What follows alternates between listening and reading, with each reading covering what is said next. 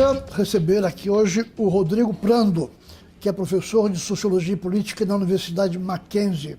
Ele vai nos falar sobre fake news, esse fenômeno novo, preocupante, que está acontecendo por toda parte e que está influenciando eleições, influenciando a vida social.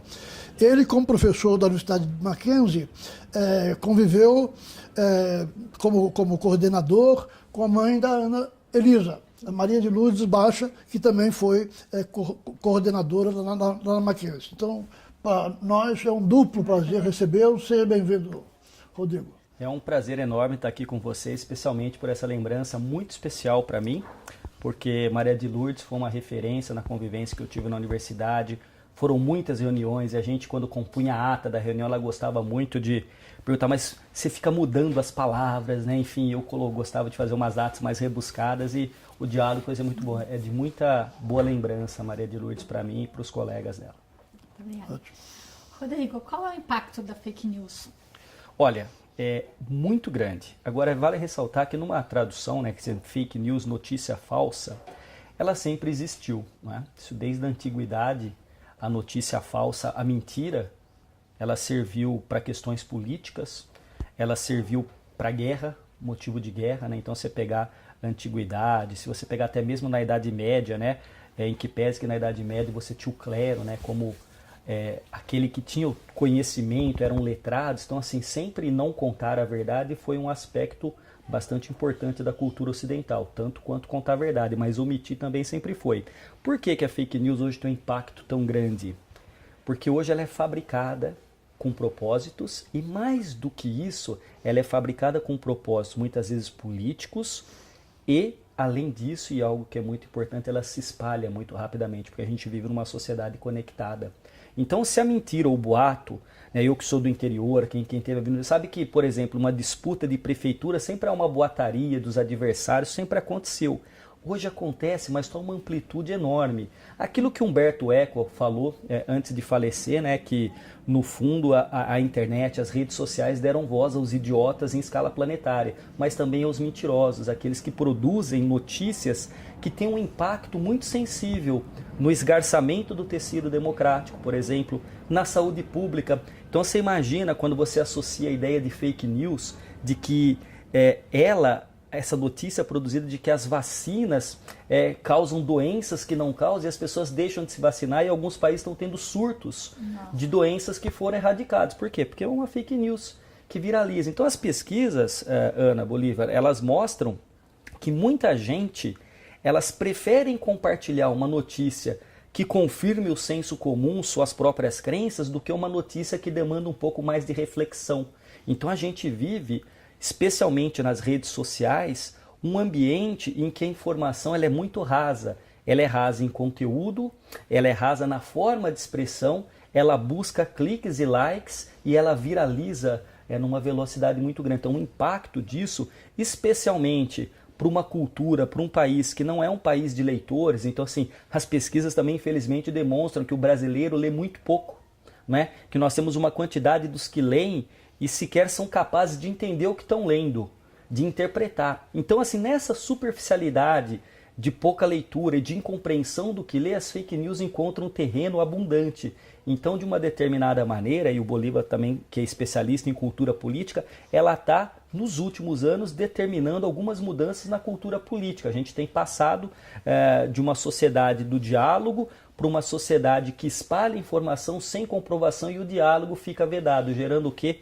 Muitas vezes ódio nas redes sociais ou no ambiente político. Agora, Rodrigo, onde é que isso nos leva? Quer dizer, isso questiona, isso põe em questão o próprio conceito de verdade. Sim. Quer dizer, você problematiza o que é básico na vida social, que a realidade é real, né? Sim. Sim, não, você tem toda a razão, Bolívar. E mais do que isso, veja bem, nós que trabalhamos, né, que somos estudiosos da área de humanidade, nós sabemos que verdades absolutas, matemáticas, verdades que, por exemplo, não permite que um prédio caia depois de um ensaio num corpo de prova de concreto, essa verdade não nos chega como chega na área das exatas para as humanidades. Então a nossa verdade é sempre uma verdade que se aproxima, mas que busca fazer uma leitura do real. Disso, inclusive, foi dicionarizado o conceito de pós-verdade, que no fundo muito mais pessoas que seguem uma determinada posição, uma crença que confirma valores pessoais, do que, no fundo, refletir. Porque a reflexão demanda tempo, demanda sentar para ler, para discutir. Então, no fundo, a fake news e a pós-verdade, elas são faces de uma mesma moeda, e a gente vê, por exemplo, um grupo de pessoas que toma contato com uma informação, interpreta aquilo e aí você apresenta dados, elementos para aquela pessoa, mostrando, olha, historicamente isso não aconteceu ou aconteceu assim.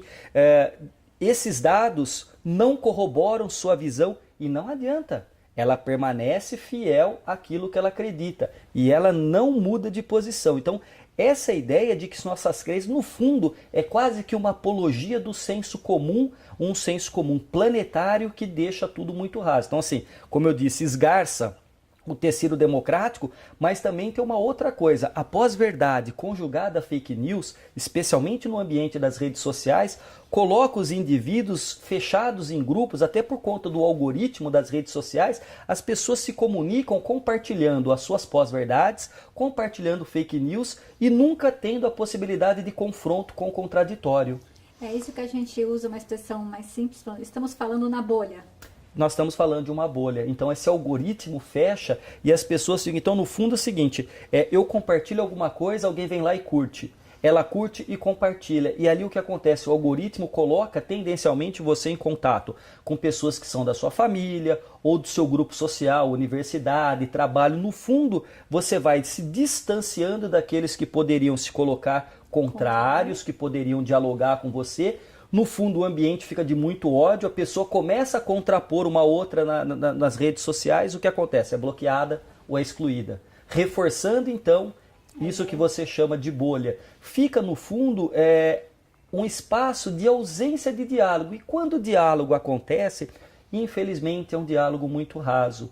Porque, veja, quem hoje senta para ler um jornal, mas nem que você vai pegar num tablet, você pode ler. Quer dizer, as pessoas sequer querem passar da notícia. E muitas vezes a fake news, ela tem um chamariz. É um título que chama atenção, uma manchete que chama atenção. E poucos passam a ler. As pessoas compartilham a partir do título e da manchete. E aí você percebe que muitas vezes você tem uma notícia que é verdadeira, mas que faz 5 anos e que hoje não tem mais sentido nenhum. Então, o que acontece? Como que você consegue, no limite, tentar escapar um pouco desta bolha da fake news? É dar uma olhada, não só no título, mas ler a matéria. É perceber se aquilo tem verossimilhança. Será que aquilo é possível? Se é alguma coisa muito louca, muito adoidada, provavelmente não tem sido. Quem que está assinando a matéria? Será que é um jornalista? Outra coisa, os meios de comunicação replicaram, bons jornais, bons canais de televisão compartilharam, e se não, você espera um pouquinho, eu não compartilho, mas veja, será que as pessoas vão fazer isso? Então, assim, as verdades, como diz Bolívar, estão sendo colocadas em xeque. No fundo, você tem quase que uma valorização da pós-verdade, da fake news, em detrimento que da cultura, do estudo, né, do conhecimento, da sabedoria, né? Quer dizer, até aquilo que a gente historicamente sabe que é consagrado já começa a ser revisto. Então, o chamado revisionismo da história, o que também é um problema muito sério. E o que é aterrador, né, é que nessa escala, por causa da tecnologia e nessa velocidade, fica extremamente difícil a verificação, né? Porque no passado, eu me lembro do exemplo do tempo do macartismo, né? do anticomunismo desvairado que tomou conta dos Estados Unidos nos anos 50, criou-se um ambiente nos jornais, na política, como se os Estados Unidos vivessem num período absolutamente irracional de um anticomunismo delirante. Bom, fizeram-se algumas pesquisas e constatou-se que isso não era verdade, quer dizer, havia um certo anticomunismo, na época da Guerra Fria, sim, um temor da União Soviética, que tinha feito a sua bomba de hidrogênio, mas nunca na escala que se pretendeu fazer crer. Né? Então, hoje, fazer essa verificação através de métodos objetivos de pesquisa vai ficar cada vez mais difícil. E não só fica mais difícil, você tem toda a razão, como inclusive, muitas vezes, uma matéria que chega ao leitor, você conta com a consciência do leitor e ele mesmo verificava. Pelo conhecimento que ele tinha, ele verificava se aquilo tinha algum parâmetro próximo da realidade ou não. Hoje, o que acontece? Existem instituições especializadas na checagem. são checadores. Então você tem algumas agências, algumas instituições que estão parceiras dos jornais para checar, porque tem uma coisa muito interessante que até jornalistas experientes tem no jargão do jornalista, né, tem assim, comido barriga, né, tem, na verdade, publicado coisa que é falsa. Então o que acontece? Grandes grupos de comunicação estão se ligando a essas agências verificadoras. Agora veja qual é a consequência disso. Alguém te põe alguma coisa falsa e é outro alguém que vai verificar se aquilo é verdadeiro ou falso. Ou seja, você fica simplesmente passivo, acreditando ou num lado ou no outro, sem formar uma convicção. E outra coisa que o Bolívar colocou nessa questão do macartismo, vale ressaltar que fake news teve uma força preponderante impulsionado pela CIA ou pela KGB, que foram instituições que durante a Guerra Fria, organismos de informação e contra-informação que também espalharam. Então isso aí é uma coisa planetária e que vai numa velocidade enorme. Agora, se você é treinado, se você é alguém que lê jornais, que você tem um conhecimento porque lê um pouco, você bate e falou, opa, eu não sei se eu estou certo ou não, mas eu desconfio. Quando você sequer tem o mínimo de informação, de cabedal teórico para entender aquilo, e eu não estou nem pensando como Bolívar, que já está pensando como pesquisador, na análise, né? Eu estou pensando mais no cidadão comum mesmo. Esse está rendido de um lado ou de outro, porque a informação pode ser mentirosa e quem checa está dizendo que ela é ou não mentirosa, e você recebe. Agora, realmente, no âmbito das ciências sociais, a pesquisa hoje do cientista social ela tem as facilidades pelas redes sociais, pela internet, pelos métodos quantitativos ou qualitativos, mas também ela está muito perigosa, porque a voz do especialista é tido como mera opinião também. Falei, tá, por que isso é sua opinião? Falei, não, peraí, não é opinião.